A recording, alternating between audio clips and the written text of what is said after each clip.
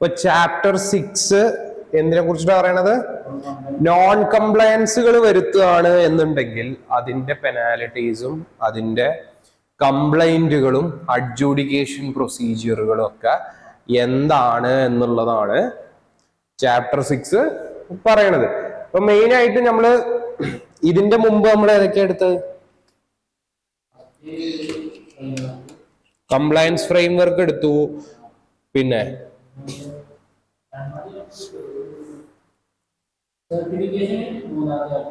Certification എടുത്തു, മിസ്കണ്ടക്റ്റുകൾ എടുത്തു, പിന്നെ അതേപോലെ തന്നെ എത്തിക്കൽ വാല്യൂസും കാര്യങ്ങളും ഒക്കെ നമ്മൾ എടുത്തിട്ടുണ്ട് അല്ലെ.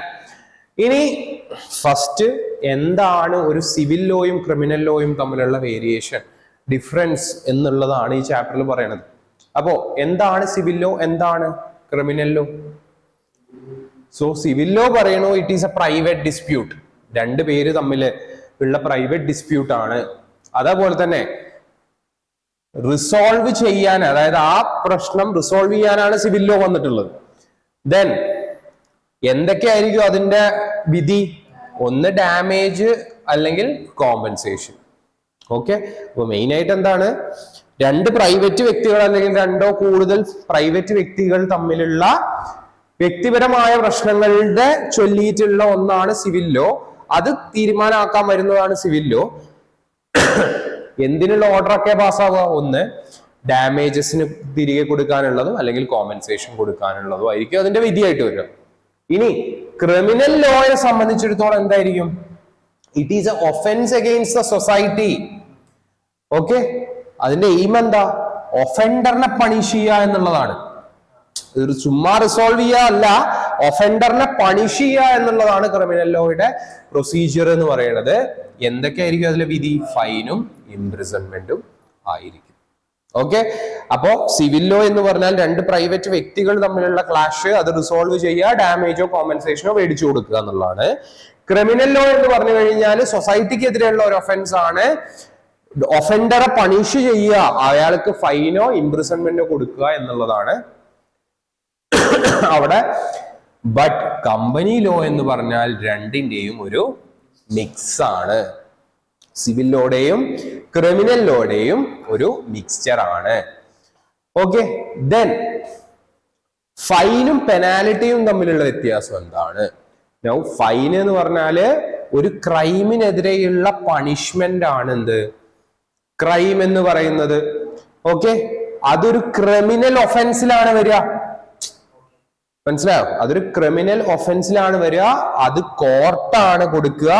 അതേപോലെ തന്നെ പണിഷ് ചെയ്യുന്ന ഒരു മെഷറാണത്, പ്യൂണിറ്റീവ് മെഷറാണത്. ഓക്കെ, അപ്പൊ എന്താണ് വരുന്നത്? ഫൈന് എന്ന് പറയുന്നത് ഒരു പണിഷ്മെന്റ് ആണ്. ഓക്കെ, ഫൈന് എന്ന് പറയുന്നത് പണിഷ്മെന്റ് ആണ്. അത് ക്രിമിനൽ ലോയിൽ വരുന്നതാണ്. കോർട്ടാണ് ഓർഡർ ചെയ്യുക, അതും അതൊരു ശിക്ഷാ മെഷറാണ് അത് എന്ന് ഉദ്ദേശിക്കുന്നത്. പെനാലിറ്റിയോ ഒരു നിയമം കംപ്ലൈ ചെയ്യാത്തതിന് കൊടുക്കുന്നതാണ് പെനാൽറ്റി. ഇതെന്താ? ഇത് പണിഷ്മെന്റാ. ഇതൊരു നിയമം അനുസരിക്കാത്തതിനുള്ളതല്ല, ഇത് അയാൾക്ക് വിധിക്കുന്നതാണ്. ഓക്കെ, നീ ഒരു ക്രൂരത ചെയ്തിട്ടുണ്ട്, നിനക്ക് ഇത്ര രൂപ പണിഷ്മെന്റ് എന്ന് പറഞ്ഞിട്ടുള്ളതാണ് ഫൈന്. പക്ഷെ പെനാലിറ്റി എന്താ? പെനാലിറ്റി എന്ന് പറഞ്ഞാൽ ഒരു ലോ കംപ്ലൈ ചെയ്യാത്തതിന് കൊടുക്കുന്ന ഒരു പിഴ മാത്രമാണ് പെനാലിറ്റി എന്ന് പറയുന്നത്. പെനാലിറ്റി എപ്പോഴും ഏത് ഒഫൻസിലായിരിക്കും വരിക? സിവിൽ ഒഫൻസ് ആയിട്ടായിരിക്കും വരിക. ആരാ കൊടുക്കുക? അഡ്മിനിസ്ട്രേറ്റീവ് ഓഫീസർ ആണ് കൊടുക്കുക. അതൊരു കോമ്പൻസേഷൻ മെഷർ ആണ്. ഓക്കെ, അഡ്മിനിസ്ട്രേറ്റീവ് ഓഫീസർ എന്ന് പറഞ്ഞാൽ നമ്മളുടെ പോലീസുകാരോ അങ്ങനത്തെ ആൾക്കാരൊക്കെ ആയിരിക്കും അത് വിധിക്കുന്നത്. അതേപോലെ തന്നെ അതൊരു കോമ്പൻസേറ്ററി മെഷർ ആണ്. അപ്പൊ ഫൈനാണ് കൂടുതൽ ഗൗരവമുള്ള സാധനം. പെനാലിറ്റി എന്ന് പറയുന്നത് അത്ര ഗൗരവമില്ലാത്ത ഒന്നാണ്. ഓക്കെ, അപ്പൊ മെയിൻ ആയിട്ട് നമ്മൾ രണ്ട് കാര്യങ്ങളെ കുറിച്ചിട്ടാണ് കമ്പയർ ചെയ്തത്. ഒന്നെന്താണ് സിവിൽ ലോ എന്താണ്, മറ്റത് ക്രിമിനൽ ലോ എന്താണ്. അപ്പൊ സിവിൽ ലോനെ പറ്റിയിട്ട് നമ്മൾ എന്താ പറഞ്ഞേ? രണ്ട് പ്രൈവറ്റ് വ്യക്തികൾ അല്ലെങ്കിൽ രണ്ടോ രണ്ടിൽ കൂടുതലോ പ്രൈവറ്റ് വ്യക്തികൾ തമ്മിലുള്ള ക്ലാഷുകൾ റിസോൾവ് ചെയ്യാൻ വേണ്ടിയിട്ട് വന്നിട്ടുള്ള ഒന്നാണ്. പിന്നെ ക്രിമിനൽ ലോ ഒഫൻസ് സൊസൈറ്റിക്ക് അഗെയിൻസ്റ്റ് ആണ്. അതേപോലെ തന്നെ ഒഫൻഡറിനെ പണിഷ് ചെയ്യുക എന്നുള്ളതാണ് അതിന്റെ ഉദ്ദേശം. കോർട്ടാണ് വിധിക്കുന്നത്. അതേപോലെ തന്നെ അവിടെ ഫൈനോ ഇംപ്രിസൺമെന്റോ ആണ് അതിന്റെ വിധിയായിട്ട് വരാൻ പോകുന്നത്. ഇനി ഒഫൻസുകൾ രണ്ട് ടൈപ്പ് ഉണ്ട്. നോൺ കോഗ്നിസബിൾ ഒഫൻസും ഉണ്ട്, കോഗ്നിസബിൾ ഒഫൻസും ഉണ്ട്. ഓക്കെ, ഞാൻ എന്താണ് നോൺ കോഗ്നിസബിൾ ഒഫൻസ് എന്ന് പറയുന്നത്? ഇറ്റ്സ് ഒഫൻസ് പോലീസിന് അറസ്റ്റ് ചെയ്യാനുള്ള അധികാരം ഉണ്ടാവില്ല. അതായത് വാറന്റ് കൊടുക്കാതെ അറസ്റ്റ് ചെയ്യാനുള്ള ഒരു അധികാരം പോലീസ് ഓഫീസർക്ക് ഇല്ലെങ്കിൽ അതിന് നമ്മൾ നോൺ കോഗ്നിസബിൾ ഒഫൻസ് എന്നാണ് പറയാം. അതേപോലെ ഒരു വാറന്റും കൊടുക്കാതെ അറസ്റ്റ് ചെയ്യാമെങ്കിൽ അതിന് നമ്മൾ കോഗ്നിസബിൾ ഒഫൻസ് എന്നാണ് പറയാം. ഓക്കെ, എന്താ കോഗ്നിസബിൾ ഒഫൻസ്? ഒരു ഒഫൻസ് ചെയ്യുന്നത് കണ്ടാൽ ഉടനടി അറസ്റ്റ് ചെയ്ത് കൊണ്ടുപോകാമെങ്കിൽ അത് കോഗ്നിസബിൾ ഒഫൻസ് ആണ്. ഏതെങ്കിലും ഒരു ഒഫൻസിനെ കോടതിയുടെ വാറന്റോ മറ്റോ കൂടിയിട്ടേ അറസ്റ്റ് ചെയ്യാൻ പറ്റൂ എങ്കിൽ അത് നോൺ കോഗ്നിസബിൾ ഒഫൻസ് ആണ്. ക്ലിയർ ആണോ? നൗ സെക്ഷൻ 439 എന്താ പറയുന്നത്? Section 212 subsection 6 of companies act 2030 മാത്രമാണ് ഒരു കോഗ്നിസബിൾ ഒഫൻസ് ആയിട്ട് ഉള്ളത്. ഓക്കെ, അതേപോലെ തന്നെ ആരെടുന്നൊക്കെ കോഗ്നിസൻസ് എടുക്കാം? Registrar, share holder, member, central government authorised person. ഇത്രയും പേരുകള് കംപ്ലൈന്റ് ചെയ്താൽ മാത്രമേ ഒരു ഒഫൻസിനെ കോഗ്നിസബിൾ ആയിട്ട് കണക്കാക്കാൻ കഴിയൂ. ഇത് നോൺ കോഗ്നിസബിൾ അല്ല. 212ന്റെ കീഴിലുള്ള കാര്യമല്ല പറയുന്നത്. Court take cognizant on the complaint against company or officer only when complaint is made by. അതായത് ഏത് ഒഫൻസ് ആണെങ്കിലും ആരുടെ കയ്യിൽ നിന്ന് കംപ്ലൈന്റ് കിട്ടിയാൽ മാത്രമാണ് അത് കോഗ്നിസബിൾ ആയിട്ട് മാറൂ. രജിസ്ട്രാറോ, ഷെയർ ഹോൾഡറോ, മെമ്പറോ, സെൻട്രൽ ഗവൺമെന്റിന്റെ ഓതറൈസ്ഡ് പേഴ്സണോ ആണെങ്കിൽ മാത്രമേ കോഗ്നിസബിൾ ആയി മാറുള്ളൂ. അതേപോലെ സെബിയുടെ ഓതറൈസേഷനിൽ അതിനെ കോഗ്നിസൻസ് ആക്കാം. എന്തിനൊക്കെ റിലേറ്റ് ചെയ്തിട്ട്? ആ ഒഫൻസ് ഒരു ട്രാൻസ്ഫർ ഓഫ് സെക്യൂരിറ്റീനെ റിലേറ്റ് ചെയ്തിട്ടുള്ളതോ അല്ലെങ്കിൽ നോൺ പേയ്മെന്റ് ഓഫ് ഡിവിഡന്റിന്റെ ബേസിലോ ഉള്ളതാണെന്നുണ്ടെങ്കിൽ എന്ത് ചെയ്യാം? അതും കോഗ്നിസന്റ് ഒഫൻസ് ആയിട്ട് കണക്കാകാം. But above section not apply to liquidator in the time of winding up. അപ്പൊ എന്താ അവിടെ പറയണത്? ഒരു പോലീസ് ഓഫീസർക്ക് ഡയറക്ട്ലി എന്ത് ചെയ്യാൻ പറ്റില്ല? അറസ്റ്റ് ചെയ്ത് കൊണ്ടുപോകാൻ പറ്റാത്ത കേസാണ് നോൺ കോഗ്നിസബിൾ. അപ്പൊ ഒരു കേസിനെ കോഗ്നിസൻസ് ആക്കണം എന്നുണ്ടെങ്കിൽ കമ്പനീസ് ആക്ടിലെ ഏത് സെക്ഷന് മാത്രമേ ഉള്ളൂ ആ കോഗ്നിസൻസ് ഉള്ളത്? 212 സബ്സെക്ഷൻ 6. അല്ലാത്ത കേസുകൾ കോഗ്നിസബിൾ ഒഫൻസ് ആവുന്നത് എപ്പോഴാണ്? ആര് കംപ്ലൈന്റ് ചെയ്യുമ്പോഴൊക്കെയാ? രജിസ്ട്രാർ, ഷെയർ ഹോൾഡർ, മെമ്പർ അല്ലെങ്കിൽ സെൻട്രൽ ഗവൺമെന്റിന്റെ ഓതറൈസ്ഡ് പേഴ്സൺ, അതും അല്ലെങ്കിൽ സെബി. രണ്ട് കേസുകളില്. ബട്ട് ലിക്വിഡേറ്ററിന്റെ കേസിലൊന്നും അതെന്തായിട്ട് മാറില്ല? അത് കോഗ്നിസബിൾ ഒഫൻസ് ആയിട്ട് മാറില്ല. ഇനി നമ്മൾ നേരത്തെ പറഞ്ഞു സെക്ഷൻ 447 മാത്രമാണ് 212 എന്തായിട്ട് മാറുള്ളൂ? കോഗ്നിസബിൾ ഒഫൻസ് ആയിട്ട് മാറുള്ളൂ. No accused releases on bail unless. അതായത് അറസ്റ്റ് ചെയ്ത് കൊണ്ടുപോയാൽ ബെയിലിൽ ഇറങ്ങണല്ലോ. ഇവിടെ അറസ്റ്റ് ചെയ്ത് കൊണ്ടുപോകുന്നില്ല.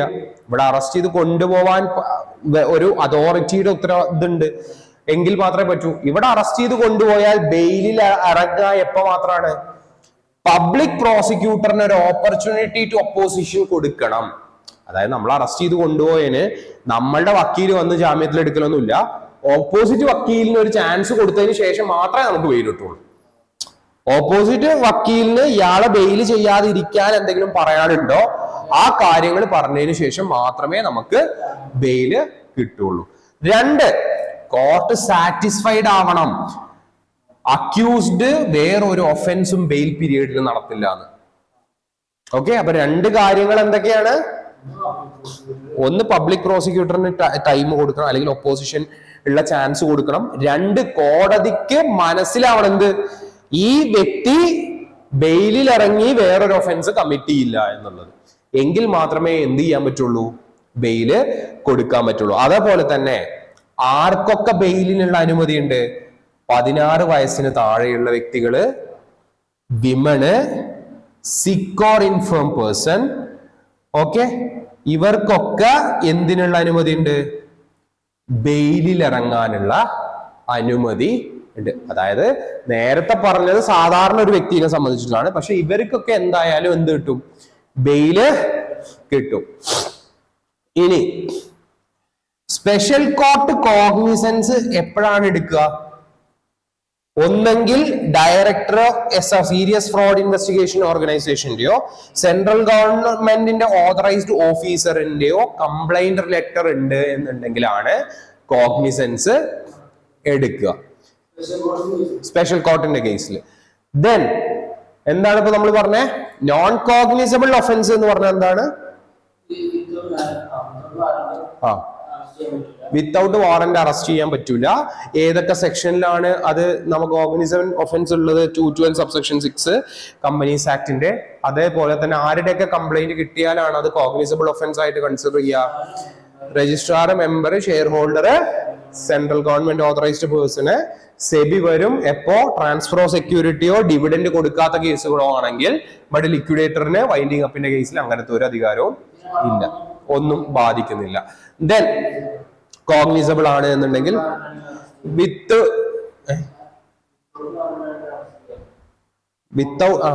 വാറന്റ് ഇല്ലാതെ തന്നെ നമുക്ക് അറസ്റ്റ് ചെയ്യാം. ദെൻ ബെയിലില്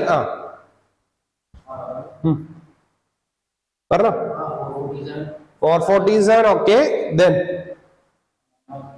ബെയിലിൽ ഇറങ്ങണമെങ്കിൽ എന്തൊക്കെ ചെയ്യണം?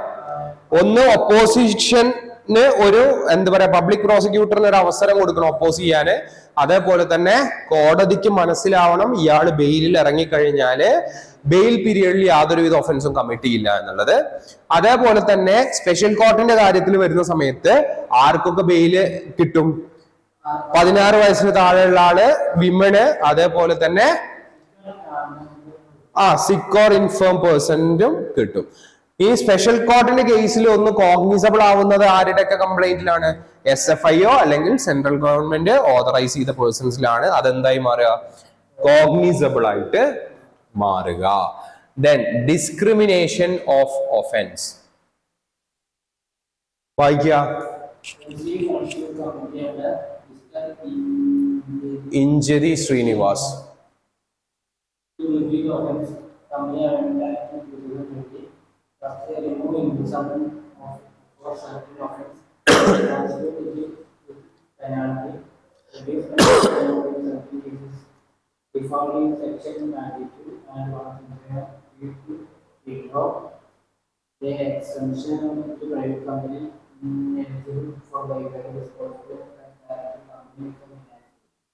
സോ എന്താ അവിടെ പറയണത്?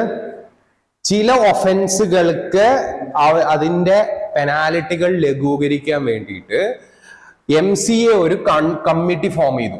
ആരുടെ കീഴിൽ? ഇഞ്ചതി ശ്രീനിവാസിന്റെ കീഴിൽ. അത് ആണ് എന്ത് കൊണ്ടുവന്നത്? കമ്പനീസ് അമെൻമെന്റ് ആക്ട് 2020 കൊണ്ടുവന്നത്. എന്താണ് അതിൽ പറയണത്? ഇംപ്രിസൺമെന്റ് ചില കാര്യങ്ങളിൽ മാറ്റി അതിന് പകരം ഇംപ്രിസൺമെന്റുകൾ മാറ്റി ഫൈനുകളാക്കി മാറ്റുക. ചില കാര്യങ്ങളിൽ ഡയറക്ടറിന്റെയും മറ്റ് ഇംപ്രിസൺമെന്റ് ഒക്കെ മാറ്റിയിട്ട് എന്താക്കി മാറ്റുക? ഫൈനുകളാക്കി മാറ്റുക. Substitute it with penalty. Okay, അതേപോലെ പെനാലിറ്റി എമൗണ്ട് ചില സെക്ഷനുകളിലുള്ള ഫൈനുകളുടെ പെനാലിറ്റി എമൗണ്ട് റെഡ്യൂസ് ചെയ്യുക. അതേപോലെ തന്നെ ഡിഫോൾട്ട് സെക്ഷൻ 92-ലും 137-ലും ഡിഫോൾട്ട് വരുത്തുകയാണെന്നുണ്ടെങ്കിൽ അതിനുള്ള പണിഷ്മെന്റുകള് ഇതാക്കി മാറ്റുക. ഓക്കെ, അത് ഇനെലിജിബിൾ ഫോർ ബൈബാക്ക് കൊണ്ടുവരിക, അവരുടെ ഡയറക്ടേഴ്സിനെ ഡിസ്ക്വാളിഫൈ ചെയ്യുക, കമ്പനിനെ ഇനാക്റ്റീവ് ആക്കി മാറ്റുക, എക്സംഷൻ ടു പ്രൈവറ്റ് കമ്പനി, അതായത് ഇത് പ്രൈവറ്റ് കമ്പനിക്ക് അപ്ലൈ ചെയ്യൂല. പബ്ലിക് കമ്പനിയുടെ കാര്യത്തില് എന്തൊക്കെയാണ് വരിക? ബൈബാക്കിന് അവരെ ഇല്ലെലിജിബിൾ ആക്കുക, ഡിസ്ക്വാളിഫൈ ചെയ്യുക ഡയറക്ടറിനെ, കമ്പനീനെ ഇനാക്റ്റീവ് ആക്കി മാറ്റുക. ഇത്തരം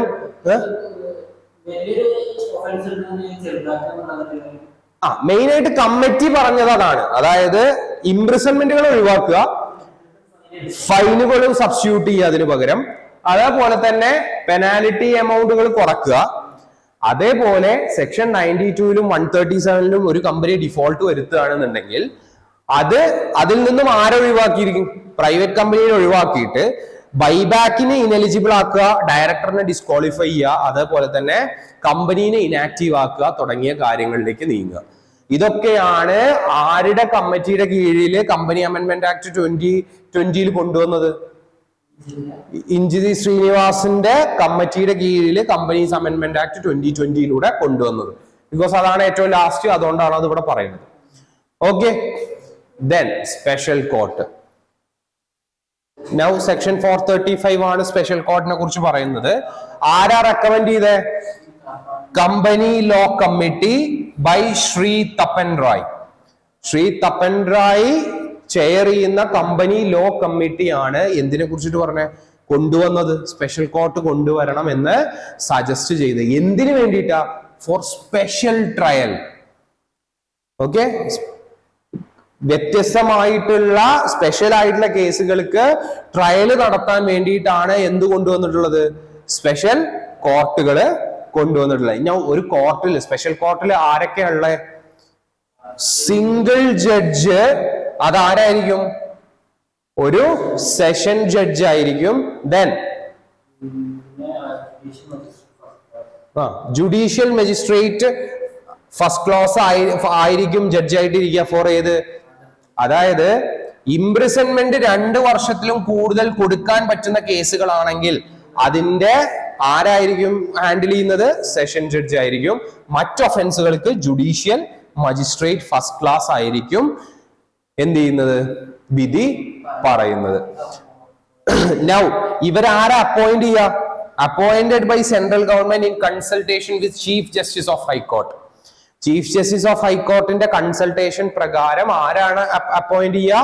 സെൻട്രൽ ഗവൺമെന്റ് ആണ് അപ്പോയിന്റ് ചെയ്യുക.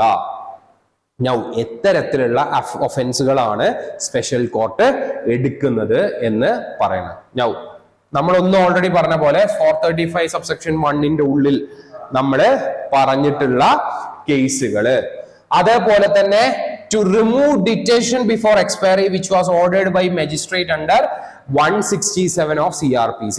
അതായത് CRPCയിലെ സെക്ഷൻ 167 പ്രകാരം വിധി പറഞ്ഞിട്ടുള്ള കേസുകളും ഏതിലെടുക്കും? സ്പെഷ്യൽ കോർട്ടുകളിൽ എടുക്കും. എന്താ ഡിറ്റൻഷൻ? തടങ്കലിൽ വെക്കാൻ സെക്ഷൻ 167 CRPCയിൽ പറയുന്ന ക്രിമിനൽ കേസുകളും എവിടെ എടുക്കുന്നതാണ്? ഈ സ്പെഷ്യൽ കോർട്ടുകൾ എടുക്കുന്നതാണ്. അപ്പൊ സ്പെഷ്യൽ കോർട്ടിനെ കുറിച്ചിട്ട് എന്താ പറയുന്നത്?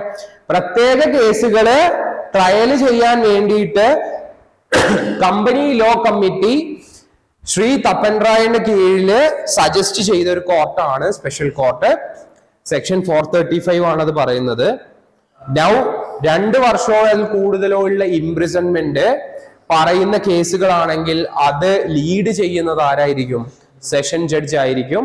ജുഡീഷ്യൽ മജിസ്ട്രേറ്റ് ഫസ്റ്റ് ക്ലാസ് ആയിരിക്കും മറ്റ് ഒഫൻസുകൾക്ക്. അതോടുകൂടിയിട്ട് എന്താണ് പറയണത്? ഈ ജഡ്ജിമാരെയൊക്കെ അപ്പോയിന്റ് ചെയ്യുന്നത് ചീഫ് ജസ്റ്റിസ് ഹൈക്കോർട്ടിന്റെ സജഷനോട് കൂടി സെൻട്രൽ ഗവൺമെന്റ് ആണ്. ഇനി ഏത് ഒഫൻസുകളാണ് ഇതിൽ ഡീൽ ചെയ്യുന്നത്? ഒന്ന് നമ്മൾ ഓൾറെഡി പറഞ്ഞ കേസുകളും അതേപോലെ തന്നെ സെക്ഷൻ 167 CRPC ഹാൻഡിൽ ചെയ്യുന്ന ഡീറ്റെയിനിങ് കേസുകളുമാണ് ഇതില് നമ്മൾ ഡീല് ചെയ്യുന്നത്. അപ്പൊ എന്തൊക്കെയാ നമ്മൾ ഇതുവരെ പറഞ്ഞേ?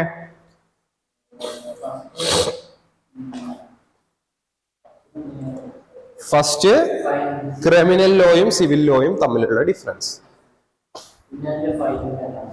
പിന്നെ എന്താണ് ഫൈനും പെനാൽറ്റിയും തമ്മിലുള്ള ഡിഫറൻസ്? പിന്നെ കോഗ്നിസബിൾ ഒഫൻസും നോൺ കോഗ്നിസബിൾ ഒഫൻസും തമ്മിലുള്ള വ്യത്യാസം.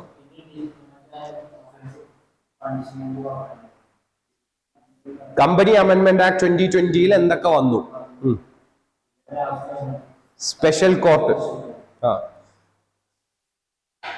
ഇനി നെക്സ്റ്റ് ഓരോ സെക്ഷനുകളും അതിൽ എത്ര ഫൈനും പെനാൽറ്റികളുമാണ് ഉള്ളത്, എന്ത് ഒഫൻസ് ആണ് കുറിച്ചാണ് അത് പറയുന്നത് എന്നുള്ളത്.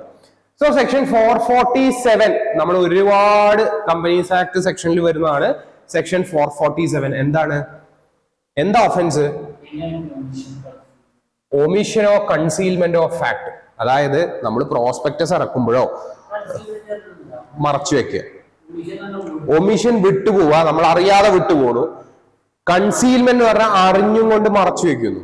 ഓക്കെ, അപ്പൊ ഒമിഷനോ കൺസീൽമെന്റോ നടക്കുക, അല്ലെങ്കിൽ അബ്യൂസ് ഓഫ് പൊസിഷനോ, ഡയറക്ടറിന്റെ പൊസിഷൻ വേണ്ടാത്ത രീതിയിൽ ഉപയോഗിക്കുക, അങ്ങനെയൊക്കെ ആവാം.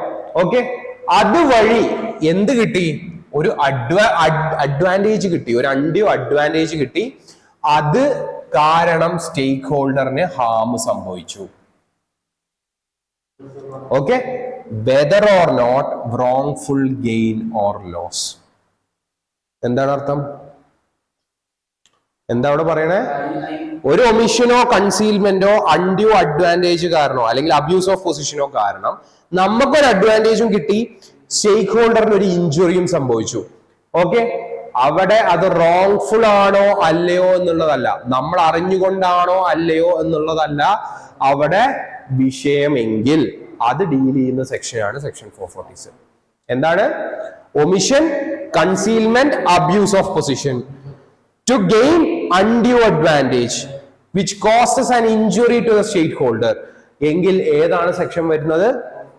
447 ആണ് വരുന്നത്. എന്താണ് അതിന്റെ പെനാലിറ്റി? 10 ലക്ഷം രൂപയോ 1% ഓഫ് ദ ടോട്ടൽ ടേൺ ഓവറോ വിച്ച് എവർ ഈസ് ലെസ്. എന്താണ് എമൗണ്ട് ഇൻവോൾവ് ചെയ്യുന്നതാണ് പറയണത്. 10 ഇയാൾക്ക് വന്ന ഇതുണ്ടല്ലോ, ഇഞ്ചുറി അല്ലെങ്കിൽ നമുക്ക് കിട്ടിയ അഡ്വാൻറ്റേജ്, അത് 10 ലക്ഷം രൂപയോ 1% ഓഫ് ദ ടേൺ ഓവറിനോ താഴെയാണെങ്കിൽ ഇംപ്രിസൺമെന്റ് 5 വർഷമോ ഫൈന് 50 ലക്ഷമോ അല്ലെങ്കിൽ ബോത്തും. എന്താണ്? നമുക്ക് കിട്ടിയ അഡ്വാൻറ്റേജ് 10 ലക്ഷം രൂപയോ 1% ഓഫ് ദ ടേൺ ഓവറോ, രണ്ടും കമ്പയർ ചെയ്യുമ്പോൾ ഏതാണോ കുറവ് അതിന് താഴെയാണെങ്കിൽ 5 വർഷത്തെ ഇംപ്രിസൺമെന്റോ 50 ലക്ഷം വരെയുള്ള ഫൈനോ അല്ലെങ്കിൽ രണ്ടുമോ. ഇതാണ് അവിടുത്തെ പെനാൽറ്റി വരുന്നത്. ഇനി അല്ല, അതിൽ എമൗണ്ട് ഇൻവോൾവ് ചെയ്തിരിക്കുന്നത് മോർ ദാൻ 10 ലാക്കോ 1% ഓഫ് ദ ടേൺ ഓവറോ വിച്ച് എവർ ഈസ് താഴെയാണെന്നുണ്ടെങ്കിൽ ഇംപ്രിസൺമെന്റ് വരുന്നത് 6 മാസം മുതൽ 10 വർഷം വരെയോ, എമൗണ്ട് ഇൻവോൾവ് മുതൽ 3 ടൈംസ് എമൗണ്ട് ഇൻവോൾവോ ആയിരിക്കും അതിന്റെ പെനാലിറ്റി വരുന്നത്. എന്താണ്? സോ നമ്മൾ അതിൽ നിന്ന് കിട്ടിയ അഡ്വാൻറ്റേജ്, ആ തിരുമറിയുടെ അഡ്വാൻറ്റേജ്, ഹലോ ഞാൻ അവിടെ ഉണ്ട്. നമ്മളുടെ തിരുമറിയുടെ അഡ്വാൻറ്റേജ് 10 ലക്ഷമോ 1% ഓഫ് ദ ടേൺ ഓവറിനോ താഴെയാണ് എന്നുണ്ടെങ്കിൽ 0 to 5 yearsോ 0 to 50 lakh ഫൈനോ അല്ലെങ്കിൽ രണ്ടും ആണ്. അല്ലാത്ത പക്ഷം 6 months to 10 yearsോ അല്ലെങ്കിൽ amount involve to 3 times amount ഇൻവോൾവോ ആണ് അവിടുത്തെ പെനാൽറ്റി വരിക. നൗ സെക്ഷൻ 448 എന്താ? ഇതുവരെ നമ്മൾ പറഞ്ഞത് എന്താ? കൺസീൽമെന്റ് ഒമിഷൻ ആണ്. ഇവിടെ ഫോൾസ് സ്റ്റേറ്റ്മെന്റ്, അറിഞ്ഞുകൊണ്ട് തെറ്റായ ഒരു കാര്യം നമ്മൾ പറയുകയാണ് ചെയ്യുന്നത്. എവിടെ? Any reports, returns, document required under Companies Act of 2013. Companies Act 2013 പറയുന്ന ഏതെങ്കിലും ഒരു ഡോക്യുമെന്റിലോ റിപ്പോർട്ടിലോ നമ്മൾ ഫോൾസ് ആയിട്ടുള്ള ഒരു കാര്യമാണ് പറഞ്ഞിട്ടുള്ളത്, അല്ലെങ്കിൽ ഇന്റൻഷനലി ഒരു ഫാക്ടിനെ ഒമിറ്റ് ചെയ്യുകയോ ചെയ്തിട്ടുണ്ടെങ്കിൽ എന്ത് വരും? സെക്ഷൻ 448 വരും. നൗ എന്താണ് അതിന്റെ ലയബിലിറ്റി? സെയിം. ഓക്കെ, സോ എന്താണ് പറയണേ? കമ്പനീസ് ആക്ട് പറയുന്ന ഏതെങ്കിലും റിപ്പോർട്ടുകളിലോ ഡോക്യുമെന്റുകളിലോ നമ്മൾ ഇൻകറക്റ്റ് ആയിട്ടുള്ള ഒരു കാര്യം അല്ലെങ്കിൽ ഫോൾസ് ആയിട്ടുള്ള ഒരു കാര്യമാണ് ഡിസ്ക്ലോസ് ചെയ്യുന്നത് എങ്കിൽ അതില് എന്താ പറയണേ? 447 കീഴിലുള്ള അതേ പെനാൽറ്റി തന്നെ നമുക്കും അപ്ലൈ ചെയ്യുന്നതാണ്.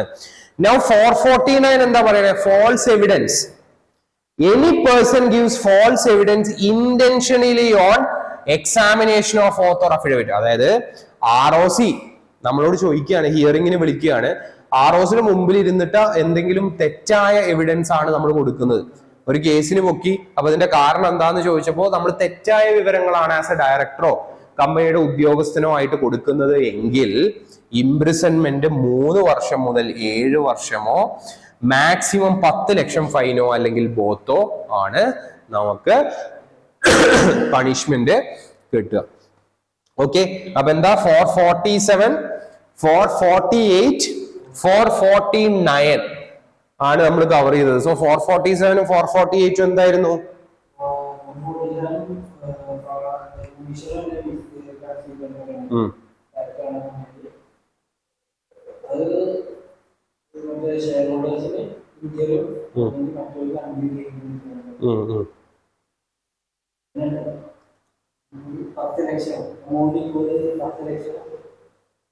അല്ലെങ്കിൽ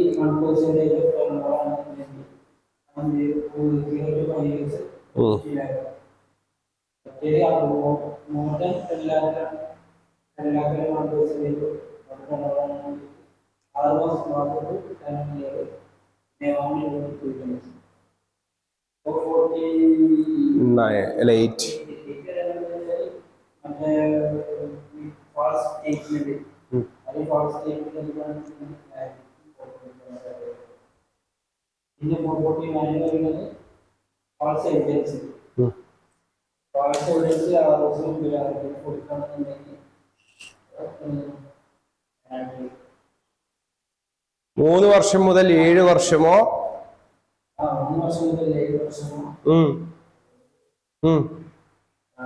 പെനാൽറ്റി 10 ലക്ഷം. Now next section 450 എന്താണ് വായിക്കുക? Company officer or other person contravene any provision for which no specific punishment given. പ്രത്യേക പണിഷ്മെന്റ് ഒന്നും പറയാത്ത ഏതെങ്കിലും ഒരു റൂള് കമ്പനിയോ ഓഫീസറോ മറ്റ് കമ്പനിയുടെ വ്യക്തികളോ കംപ്ലൈ ചെയ്തിട്ടില്ലെങ്കിൽ പെനാൽറ്റി എത്രയാണ്?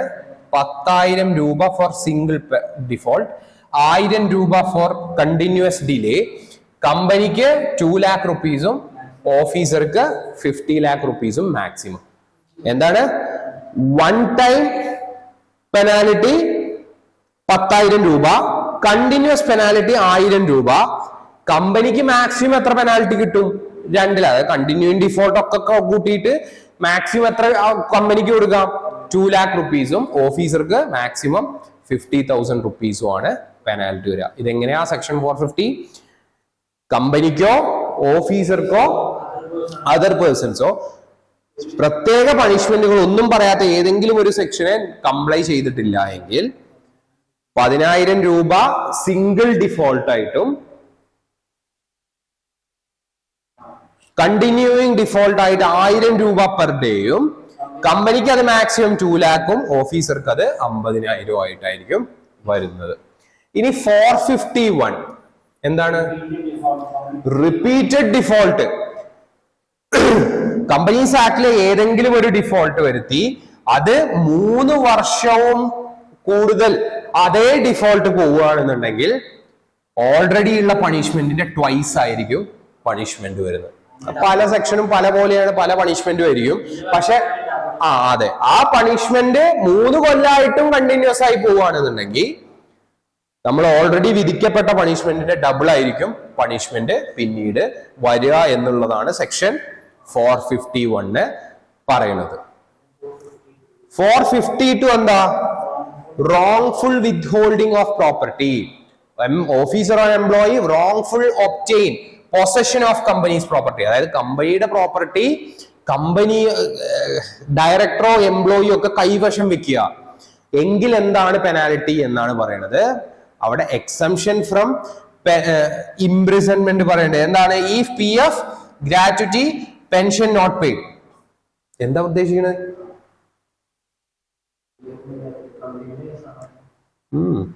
Compensation under workers compensation not paid.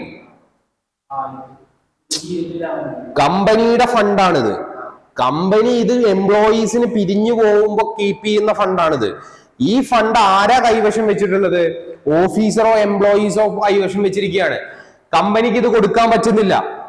അങ്ങനത്തെ കേസ് വരികയാണെന്നുണ്ടെങ്കിൽ അവർക്ക് എത്ര ഫൈന്? 1 lakh to 5 lakhും ഇംപ്രിസൺമെന്റ് മാക്സിമം 2 years ആണ്. അപ്പൊ ആർക്കാണ്? ഓഫീസർ ഇൻ ഡിഫോൾട്ടിന് വേണ്ടിയിട്ടാണ്.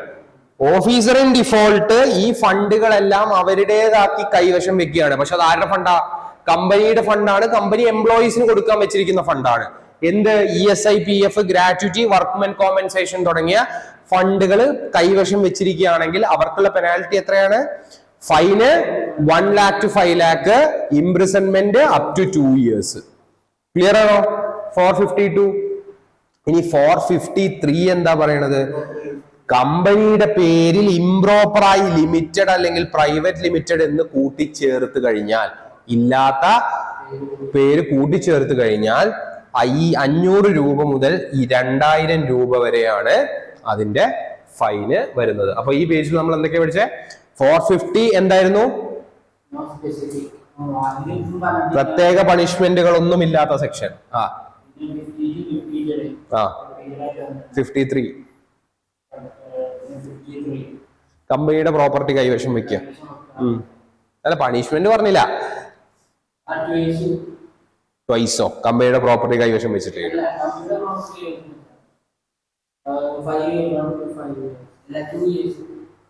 2 years ഇംപ്രിസൺമെന്റ്. മറ്റത്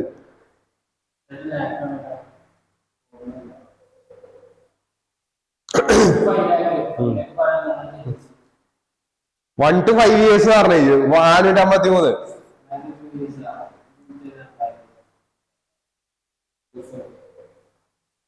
ഓക്കെ, നെക്സ്റ്റ് ഈസ് അഡ്ജൂഡിക്കേറ്റ്. ഇപ്പൊ ഏതൊക്കെ സെക്ഷന്റെ പെനാൽറ്റി പഠിച്ചേ? 447 പഠിച്ചു, 448, 449, 50, 51, 52, 53. ഇത്രയും സെക്ഷൻസും പെനാൽറ്റീസും ആണ് പഠിച്ചത്. ഇനി അഡ്ജൂഡിക്കേഷൻ ഓഫ് ഒഫൻസ്, ഒഫൻസിന്റെ പ്രൊസീജിയർ. യെസ്, വായിക്കൂ. ഫസ്റ്റ് ഓഫ് ഓൾ എന്താ ചെയ്യുക? ഈ ഒഫൻസ് കണ്ടെത്തി കഴിഞ്ഞാൽ എന്ത് ചെയ്യണം? Issue to company and officer. Okay, എപ്പോ? ഡിറ്റക്ട് ചെയ്ത് 15 മുതൽ 30 ദിവസത്തിന്റെ ഉള്ളില് ഷോ കോസ് നോട്ടീസ് അയക്കണം. ആ ഷോ കോസ് നോട്ടീസിൽ എന്ത് പറഞ്ഞിരിക്കണം? എന്ത് ഡിഫോൾട്ട് ആണ് നടത്തിയിരിക്കുന്നത്, അതിനുള്ള റിപ്ലൈ എങ്ങനെയാ കൊടുക്കേണ്ടത്? ഇലക്ട്രോണിക് മോഡിലൂടെയാണ് കൊടുക്കേണ്ടത്. സോ ഈ ഒഫൻസ് കണ്ടെത്തി കഴിഞ്ഞാൽ എത്ര ദിവസത്തിനുള്ളിലാണ് നോട്ടീസ് പോകേണ്ടത്? 15 മുതൽ 30 ദിവസത്തിനുള്ളിലാണ് നോട്ടീസ് പോകേണ്ടത്. ഓക്കെ, അതിൽ എന്തൊക്കെ പറഞ്ഞിരിക്കണം? നേച്ചർ ഓഫ് ഡിഫോൾട്ട് പറഞ്ഞിരിക്കണം. അതേപോലെ അതിനുള്ള റിപ്ലൈ എങ്ങനെയാ കൊടുക്കേണ്ടത്? ഇലക്ട്രോണിക് മോഡിലൂടെയാണ് കൊടുക്കേണ്ടത്. ക്ലിയർ ആണോ? Now 2 adjudicating officer.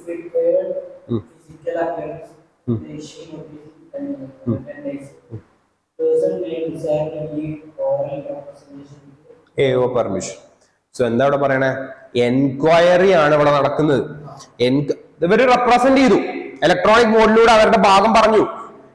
അഡ്ജൂഡിക്കേറ്റിംഗ് officer enquiry നടത്തിയപ്പോ അഡ്ജൂഡിക്കേറ്റിംഗ് ഓഫീസർക്ക് മനസ്സിലായി ഇവര് ഇങ്ങനെ ഇലക്ട്രോണിക് മോഡിലൂടെ വന്നിട്ട് കാര്യമില്ല, ഫിസിക്കൽ അപ്പിയറൻസ് വേണം എന്നുണ്ടെങ്കിൽ എത്ര ദിവസത്തിന്റെ ഉള്ളിലാണ് നോട്ടീസ് അയക്കേണ്ടത്? ഫിസിക്കൽ അപ്പിയറൻസ് പറഞ്ഞിട്ട് 10 ദിവസത്തിനുള്ളില് ഫിസിക്കൽ അപ്പിയറൻസിന് നോട്ടീസ് അയക്കണം. ആ നോട്ടീസില് വേണമെങ്കിൽ അവർക്ക് ഓറൽ റെപ്രസെന്റേഷൻ കൊടുക്കാം. ആരെ പെർമിഷൻ ഉണ്ടെങ്കിൽ?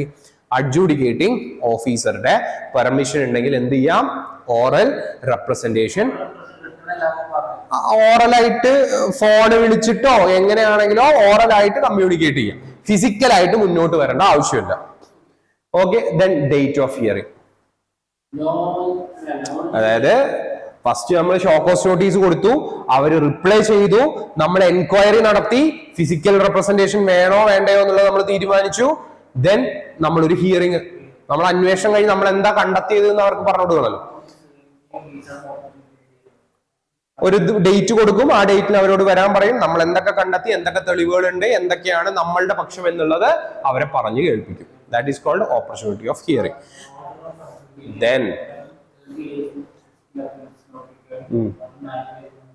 ഫിസിക്കലി അപ്പിയറൻസ് ഇവിടെ നടത്തിയതിനൊക്കെ 90 ദിവസത്തിന്റെ ഉള്ളിൽ ഓർഡറും, ഫിസിക്കൽ അപ്പിയറൻസ് വേണ്ടാത്തതിനൊക്കെ 30 ഡേയ്സിനുള്ളിൽ ഓർഡറും ആര് കൊടുക്കും? അഡ്ജൂഡിക്കേറ്റിംഗ് ഓഫീസർ കൊടുക്കും. ഓർഡർ കൊടുക്കുന്നതിൽ വഴുകുന്നുണ്ടെങ്കിൽ അത് റെക്കോർഡഡ് ആക്കണം. അതേപോലെ തന്നെ adjudicating officer send a copy of order to companies officer concern. നമ്മളുടെ ഓതറൈസ്ഡ് ഓഫീസർക്കും കമ്പനി മീൻസ് അഡ്ജുഡിക്കേറ്റിംഗ് ഓഫീസർ എന്ത് ചെയ്യും, ഈ ഓർഡറിന്റെ കോപ്പി അയച്ചു കൊടുക്കും. കമ്പനിയുടെ ഓഫീസർക്ക് ഓതറൈസ്ഡ് ഓഫീസർക്കും അയച്ചു കൊടുക്കും. അപ്പൊ സ്റ്റെപ്പുകൾ എങ്ങനെയൊക്കെയാണ്? ഫസ്റ്റ്, ഇങ്ങനൊരു ഡിഫോൾട്ട് കണ്ണിൽ പെട്ട് കഴിഞ്ഞാൽ 15 മുതൽ 30 ദിവസത്തിനുള്ളിൽ നോട്ടീസ് അയക്കും. നോട്ടീസിൽ ഡിഫോൾട്ടിന്റെ റീസൺ പറഞ്ഞിട്ടുണ്ടാവണം. ഇലക്ട്രോണിക് മോഡിൽ റെപ്രസെന്റേഷൻ അല്ലെങ്കിൽ റിപ്ലൈ ചെയ്യാം. എൻക്വയറി നടത്തും. ഫിസിക്കൽ റെപ്രസെന്റേഷൻ വേണമെങ്കിൽ ഫിസിക്കൽ റെപ്രസെന്റേഷൻ 10 ദിവസത്തിനുള്ളിൽ നോട്ടീസ് അയക്കും. അപ്പിയർ ചെയ്യേണ്ട ആൾക്ക് അഡ്ജുഡിക്കേറ്റിംഗ് ഓഫീസറുടെ പെർമിഷൻ ഉണ്ടെങ്കിൽ ഓറൽ റെപ്രസെന്റേഷൻ നടത്താം. പിന്നീട് ഒരു ഡേറ്റ് ഓഫ് ഹിയറിംഗ് കൊടുക്കും. അഡ്ജുഡിക്കേറ്റിംഗ് ഓഫീസർ കണ്ടെത്തിയ കാര്യങ്ങളെല്ലാം അവരെ ബോധിപ്പിക്കും. എന്നിട്ട് ഫിസിക്കൽ റെപ്രസെന്റേഷൻ വേണ്ട കേസുകളാണെങ്കിൽ 90 ദിവസത്തിന്റെ ഉള്ളിൽ ഓർഡർ അയക്കും, അല്ലെങ്കിൽ 30 ദിവസത്തിനുള്ളിൽ ഓർഡർ അയക്കും. ഓർഡർ എന്ന് പറഞ്ഞു കഴിഞ്ഞാൽ അതായത് പെനാലിറ്റിയും കാര്യങ്ങളും അതിന്റെ വിധി. 90 ദിവസം ഫിസിക്കൽ അപ്പിയറൻസ് നടത്തിയതാണെങ്കിൽ 90 ദിവസം, അല്ലെങ്കിൽ 30 ദിവസത്തിനുള്ളിൽ അയക്കും. എന്തെങ്കിലും ഡിലേ വരുന്നുണ്ടെങ്കിൽ അത് റെക്കോർഡിക്കലാക്കണം. അതേപോലെ തന്നെ കമ്പനിയുടെ ഓഫീസറിനെയും ഇത് അറിയിച്ചിട്ട് ഉണ്ടാവണം. ഓക്കെ, ദെൻ എന്തൊക്കെ പെനാലിറ്റി ആണ് അഡ്ജുഡിക്കേറ്റിംഗ് ഓഫീസർക്ക് ഇംപ്ലിക്കേറ്റ് ചെയ്യാൻ പറ്റുക? Now penalty can be paid through MCA portal. MCA പോർട്ടലിലൂടെ തന്നെ പെനാലിറ്റി അടയ്ക്കാം. അതേപോലെ തന്നെ ഈ പെനാലിറ്റി ഏതിലോട്ടാ പോവാ? Consolidated funds of India. നമ്മൾ ബഡ്ജറ്റ് നോക്കുമ്പോൾ അറിയാം, അതിൽ കൺസോളിഡേഷൻ, കണ്ടിൻജൻസി ഫണ്ട് എന്നൊക്കെ പറഞ്ഞ പല ഫണ്ടുകളുണ്ട്. അതിൽ ഏത് ഫണ്ടിലേക്കാ പോവാ? കൺസോളിഡേറ്റഡ് ഫണ്ട് ഓഫ് ഇന്ത്യയിലേക്കാണ് പോവാ. അല്ല, സെക്ഷൻ 92-ന്റെയും 137-ന്റെയും ഡിഫോൾട്ട് ആണെങ്കിൽ പെനാലിറ്റി ഇമ്പോസ് റെക്ടിഫൈ ചെയ്തിട്ടുണ്ടെങ്കിൽ ഇമ്പോസ് ചെയ്യേണ്ട ആവശ്യമില്ല. സെക്ഷൻ 92 137 കമ്പനീസ് ആക്ടിന്റെ കീഴിൽ 92 അറിയില്ലേ, ഡെപ്പോസിറ്റ്സിന്റെ ഇതിന്റെയൊക്കെ ഇതാണ്. 92 ആനുവൽ റിട്ടേണിന്റെയും ഇതിന്റെ എന്തുവാണ്. 92 137ന്റെയും പ്രശ്നം 192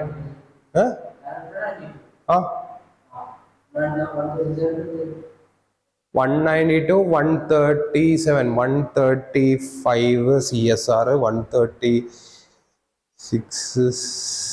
ഓഡിറ്റേഴ്സ് 137 138 പോകാം.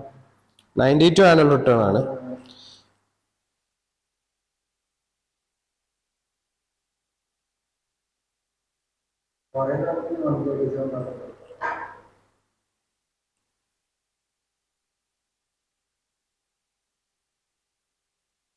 Financial statements. Okay, yeah.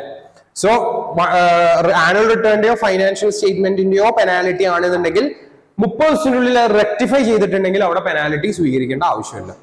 Okay, so ഇതാണ് അഡ്ജുഡിക്കേറ്റിംഗ് ഓഫീസറിന്റെ പെനാലിറ്റീസ് പറയുന്നത്. അഡ്ജുഡിക്കേറ്റിംഗ് ഓഫീസറിന്റെ പെനാലിറ്റീസ് എന്തൊക്കെയാ പറഞ്ഞത്?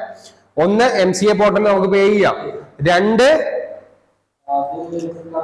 കൺസോളിഡേറ്റഡ് ഫണ്ട്സിക്കാ പോവാ. 3 92 137 ഡിഫോൾട്ട് ആണെങ്കിൽ പറഞ്ഞ് ഓർഡർ 30 ദിവസത്തിനുള്ളിൽ അവരത് റെക്ടിഫൈ ചെയ്യുകയാണെന്നുണ്ടെങ്കിൽ നമ്മളത് ഇവിടെ പെനാലിറ്റി എടുക്കേണ്ട ആവശ്യമില്ല. Then appeal against the order.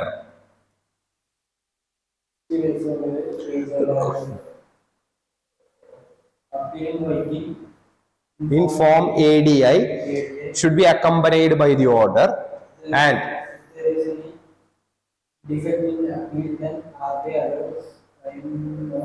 14 ദിവസം കൊണ്ട് അപ്പീൽ റെക്ടിഫൈ ചെയ്യാൻ പറയും. It can extend for more than 14 days on sufficient cause. So appeal കൊടുക്കുകയാണെന്നുണ്ടെങ്കിൽ ആരെടുത്താണ് അപ്പീൽ കൊടുക്കേണ്ടത്?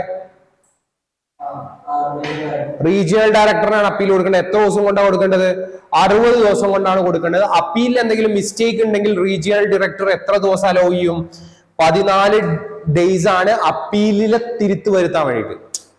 അപ്പീൽ നമ്മൾ ചെയ്തതില് മിസ്റ്റേക്ക് വന്നിട്ടുണ്ടെങ്കിൽ റീജിയണൽ ഡയറക്ടർ 14 ദിവസം കൊടുക്കും. ഈ അപ്പീല് തിരുത്ത് മാറ്റി വീണ്ടും ആ തെറ്റ് മാറ്റി വീണ്ടും അപ്പീൽ ചെയ്യാന് 14 ദിവസം കൊടുക്കും.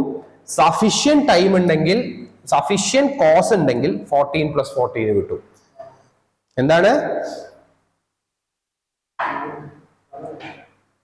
ആരെടുത്ത് അപ്പീൽ കൊടുക്കേണ്ടത്? റീജിയണൽ ഡയറക്ടറിന്റെ അടുത്ത്. എത്ര ദിവസം കൊണ്ട് അപ്പീൽ കൊടുക്കേണ്ടത്? അഡ്ജുഡിക്കേറ്റിംഗ് ഓഫീസറിന്റെ ഓർഡർ വന്ന 60 ദിവസം കൊണ്ട്. ഓക്കെ, അപ്പീൽ കൊടുക്കുമ്പോ ചിലപ്പോ നമ്മൾ കൊടുക്കുന്ന അപ്പീൽ എന്താ, ഇയാളുടെ ഓർഡർ ശരിയല്ല എന്ന് പറഞ്ഞിട്ട്, ഈ ഓർഡറിൽ ഞങ്ങൾ സാറ്റിസ്ഫൈഡ് അല്ല എന്ന് പറഞ്ഞിട്ട് അപ്പീൽ കൊടുക്കുക. അപ്പൊ നമ്മൾ നമ്മളുടെ പക്ഷം പറയും. ആ പക്ഷം പറയുന്നതിൽ എന്തെങ്കിലും തെറ്റ് നമുക്ക് സംഭവിച്ചിട്ടുണ്ടെങ്കിൽ റീജിയണൽ ഡയറക്ടർ 14 ദിവസം വരെ എന്ത് വരും, നമുക്ക് എക്സ്ട്രാ ടൈം വരും വീണ്ടും അപ്പീൽ സബ്മിറ്റ് ചെയ്യാൻ. 14 സഫീഷ്യന്റ് കോസ് ഉണ്ടെങ്കിൽ ഒരു എക്സ്ട്രാ 14 കൂടിയും കിട്ടും. അതാണ് ഇവിടെ പറയുന്നത്. റീജിയണൽ ഡയറക്ടർ എന്ത് ചെയ്യും?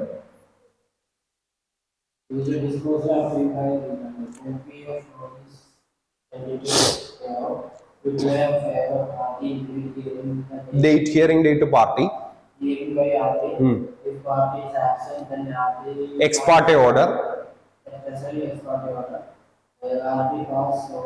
Communicate. If not comply order in 10 days, then a company shall be punished with 25,000 to 50,000 rupees.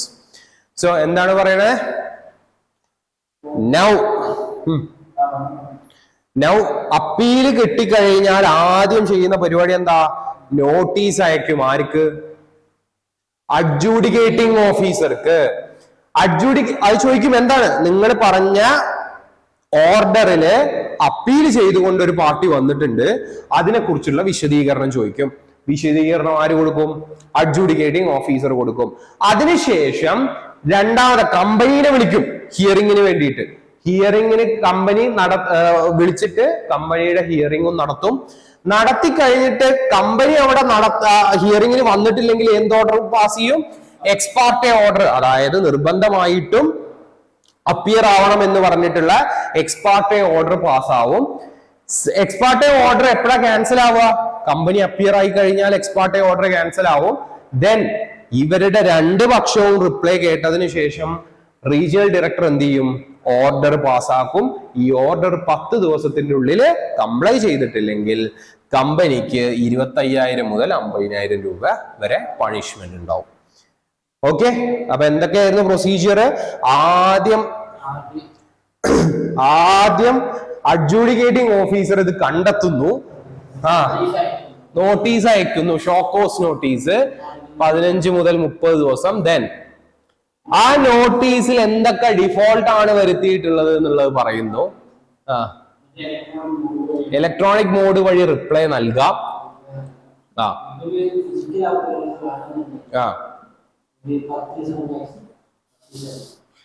10 ദിവസത്തെ നോട്ടീസ് കൊടുത്ത് ഫിസിക്കൽ അപ്പിയറൻസ് വിളിക്കാം. അഡ്ജൂഡിക്കേറ്റിംഗ് ഓഫീസറുടെ സമ്മതം ഉണ്ടെങ്കിൽ ഓറൽ റെപ്രസെന്റേഷൻ ചെയ്യാം. പിന്നെ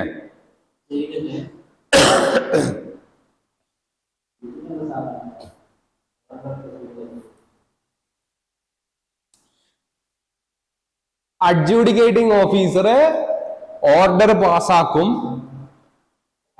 ഫിസിക്കൽ റെപ്രസെന്റേഷൻ വേണ്ടെങ്കിൽ 30 ദിവസം കൊണ്ട്, ഫിസിക്കൽ റെപ്രസെന്റേഷൻ വേണമെങ്കിൽ 90 ദിവസം കൊണ്ട്.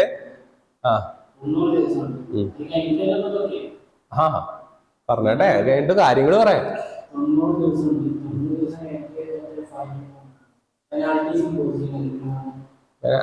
പെനാൽറ്റി ഇമ്പോസ് ചെയ്യും. അത് അഡ്ജുഡിക്കേറ്റിംഗ് ഓഫീസറുടെ അധികാരം. പെനാൽറ്റീസ് ഇമ്പോസ് ചെയ്യാം. MCA-ലൂടെ അത് പേ ചെയ്യാം. മറ്റേ അപ്പീലിന് കൊടുക്കാം. അപ്പീലിന് കൊടുക്കുമ്പോ 14+14 ഡേയ്സിന്റെ അത് കിട്ടും. 60 ദിവസത്തിനുള്ളിലാണ് അപ്പീൽ കൊടുക്കേണ്ടത്. അപ്പീൽ കൊടുത്തു കഴിഞ്ഞാൽ ഈ നോട്ടീസ് ആർക്കയക്കും? അഡ്ജൂഡിക്കേറ്റിംഗ് ഓഫീസർക്ക് അയക്കും. അഡ്ജൂഡിക്കേറ്റിംഗ് ഓഫീസർ റിപ്ലൈ ചെയ്യും. ഉടനെ ഹിയറിംഗിന് വേണ്ടിയിട്ട് പാർട്ടീസിനെ അവിടെ അനുവദിക്കും. എക്സ്പാർട്ടെ വന്നിട്ടില്ലെങ്കിൽ എക്സ്പാർട്ടെ ഓർഡർ ഇറക്കും. എക്സ്പാർട്ടെ ഓർഡർ പാർട്ടീസ് ഹിയറിംഗിന് അപ്പിയർ ചെയ്ത് കഴിഞ്ഞാൽ അത് റിലീസാവും. അതേപോലെ തന്നെ അതിനുശേഷം ഓർഡർ ഇറക്കും. റീജിയണൽ ഡയറക്ടർ ഓർഡർ ഇറക്കി അത് കംപ്ലൈ ചെയ്തിട്ടില്ലെങ്കിൽ 25,000 മുതൽ 50,000 രൂപ വരെ ഫൈനും ഉണ്ടാവുന്നതാണ്. Penalties and adjudication under SEBI Act of 1992. Okay.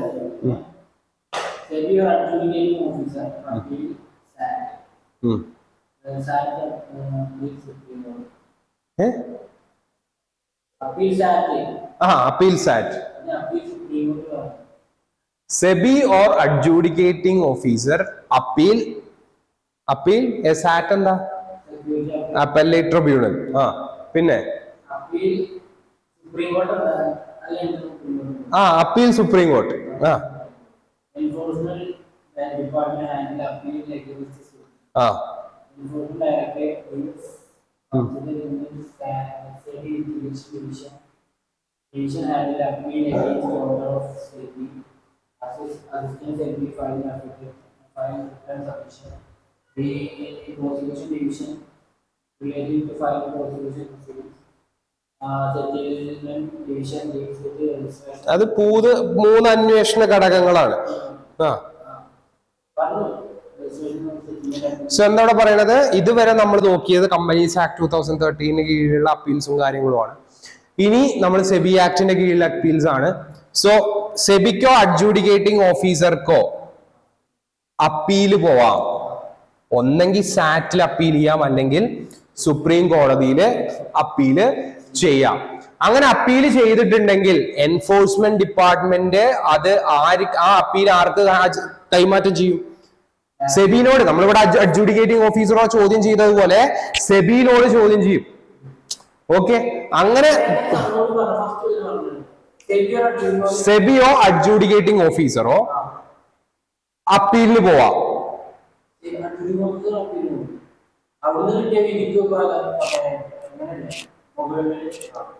സെബിയുടെയോ അഡ്ജൂഡിക്കേറ്റിംഗ്, നമ്മള് സെബി ആണല്ലോ ഓർഡർ ഇറക്കുന്നത്. ഈ ഓർഡർ ഇറക്കിയതിന് എഗെയിൻസ്റ്റ് ആയിട്ടാണല്ലോ അപ്പീല് പോണത്. ആ അപ്പീല് നമുക്ക് എവിടെ കൊടുക്കാം? സാറ്റിലോ സുപ്രീം കോർട്ടിലോ കൊടുക്കാം.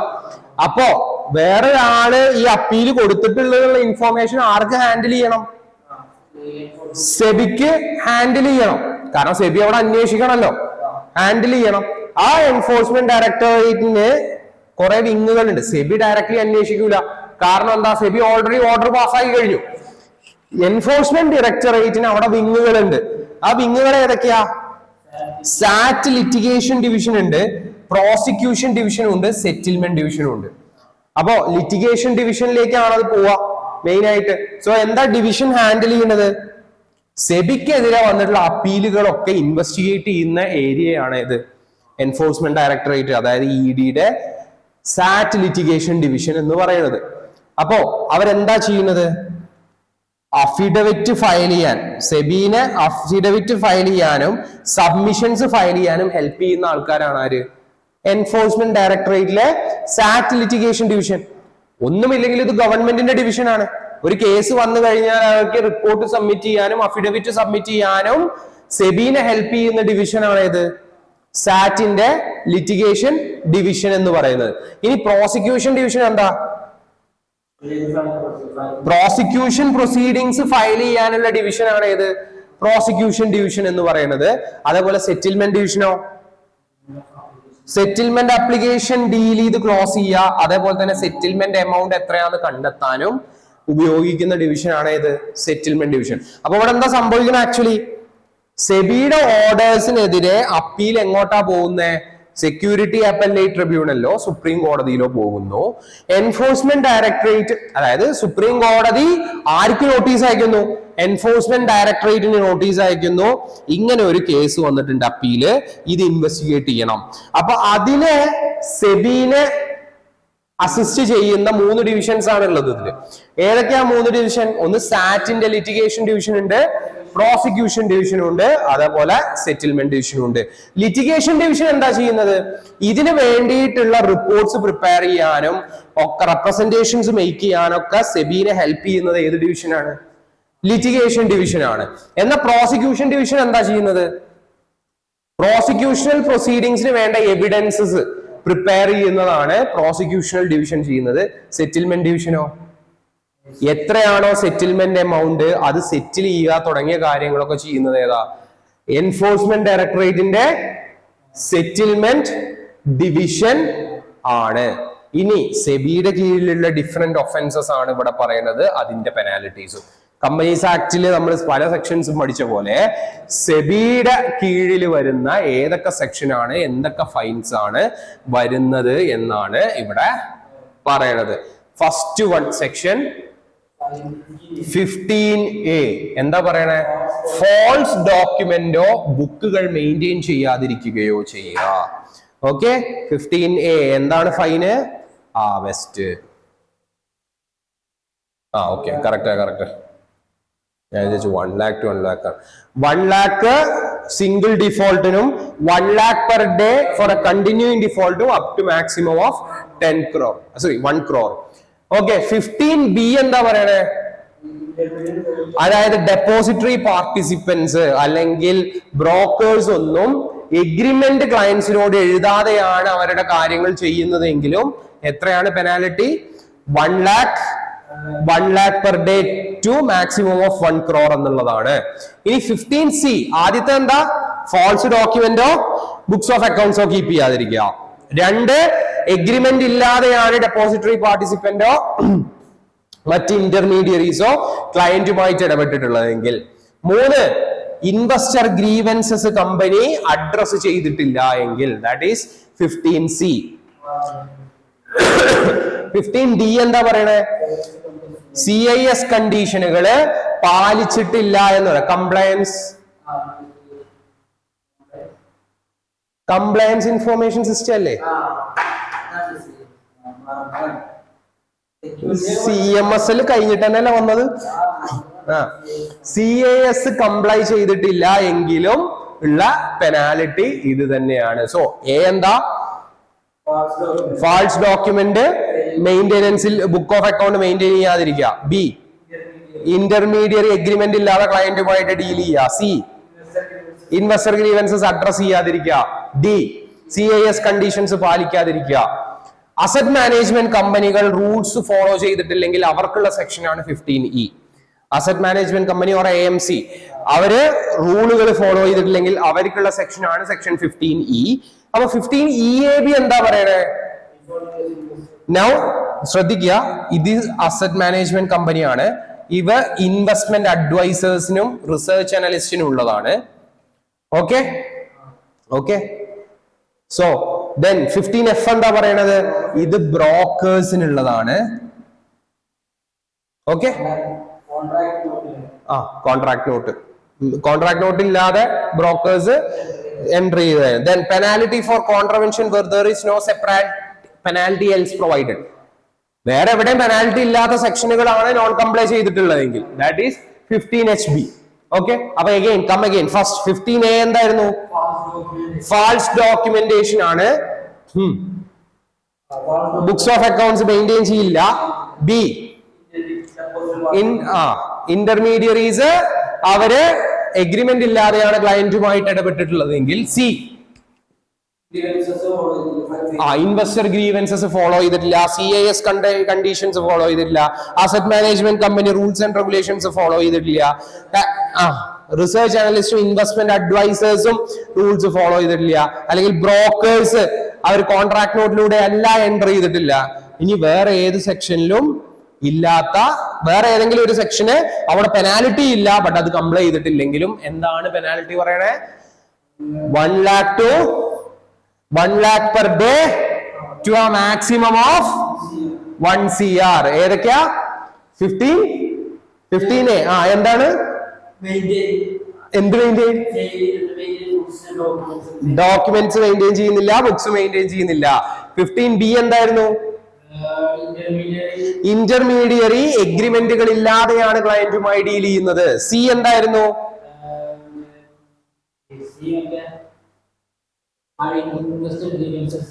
കമ്പനി ഇൻവെസ്റ്റർ ഗ്രീവൻസസ് അഡ്രസ് ചെയ്യുന്നില്ല. ഡി CIS കണ്ടീഷൻസ് ഫോളോ ചെയ്യുന്നില്ല. ഇ അസറ്റ് മാനേജ്മെന്റ് കമ്പനി റൂൾസും റെഗുലേഷൻസും ഫോളോ ചെയ്യുന്നില്ല. AB റിസർച്ച് അനലിസ്റ്റോ ഇൻവെസ്റ്റർ അഡ്വൈസേഴ്സോ റൂൾസ് ഫോളോ ചെയ്യുന്നില്ല. F broker. HB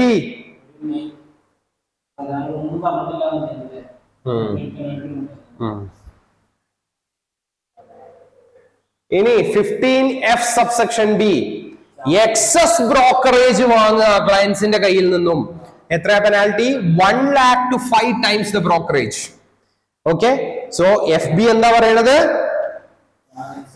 എക്സസ് ആയിട്ടുള്ള ബ്രോക്കറേജ് വാങ്ങിയാലും അവിടെയുള്ള പെനാലിറ്റി എത്രയാണ്? 1 lakh to 5 times the excess brokerage. 15G എന്താ പറയണത്?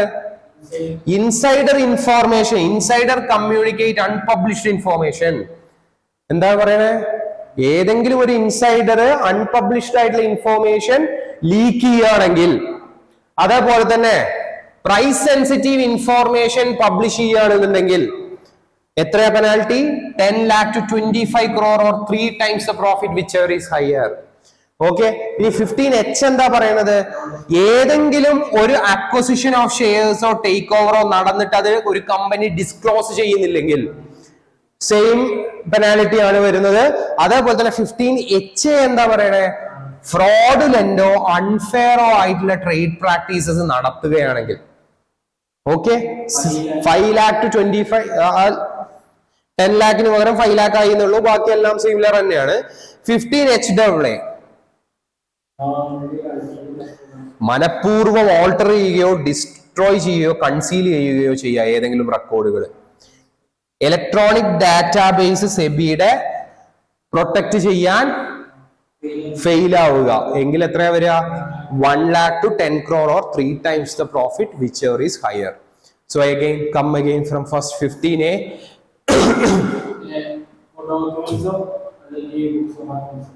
മെയിൻറ്റെയിൻ ചെയ്യാതിരിക്കുക. ബി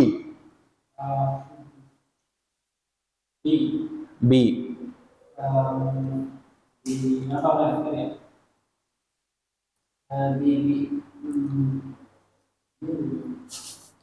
എഗ്രിമെന്റ് ഇല്ലാതെ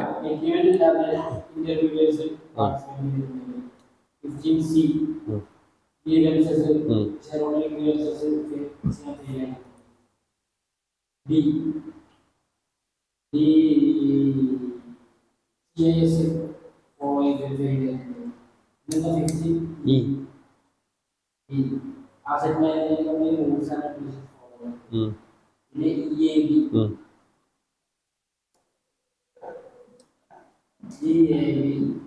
The research charges work and follow it. Then 15. Yes. Yes. EAB കഴിഞ്ഞില്ലേ? പിന്നെന്താ?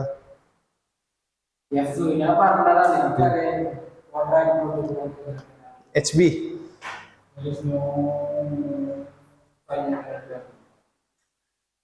F subsection B. Excess brokerage.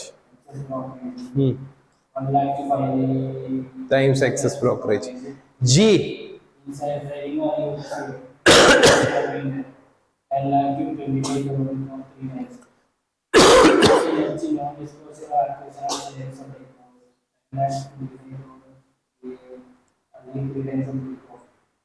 H. 5 lakh to 25 crore or 3 times the profit. 15HAA. knowingly altered the story message.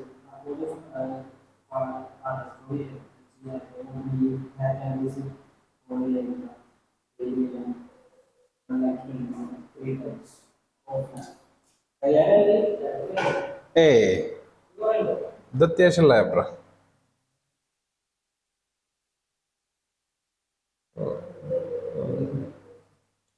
Okay, ഇവിടെ നിർത്താം. So എന്തൊക്കെയാ നമ്മൾ എടുക്കുന്നത്?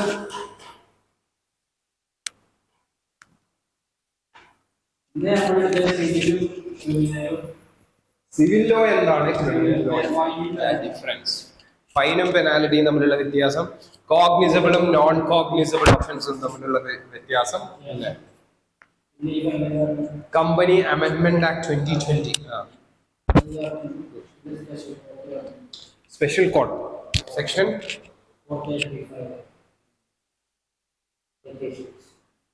37 ആക്കിക്കോ. പിന്നെ companies ആക്ടിന് കീഴിലുള്ള different offences and their penalties, അതായത് 447 to 453. പിന്നെ അതിനെ കുറിച്ചിട്ടുള്ള അന്വേഷണം, അഡ്ജൂഡിക്കേറ്റിംഗ് ഓഫീസർ അതിന് അപ്പീൽ കൊടുക്കുന്നത്, അതെങ്ങനെ വിധിയാക്കുമെന്നുള്ളത്, അഡ്ജൂഡിക്കേറ്റിംഗ് ഓഫീസർക്ക് അഗെയിൻസ്റ്റ് ഉള്ള അപ്പീൽ ആർക്ക് കൊടുക്കണം, മറ്റു കാര്യങ്ങൾ, പെനാലിറ്റീസ്. പിന്നെ സെബിയുടെ കീഴിലുള്ള റെഗുലേഷൻസ്, അതാണ് ഇപ്പൊ നമ്മൾ ലാസ്റ്റ് വരെ എത്തി നിൽക്കുന്നത്.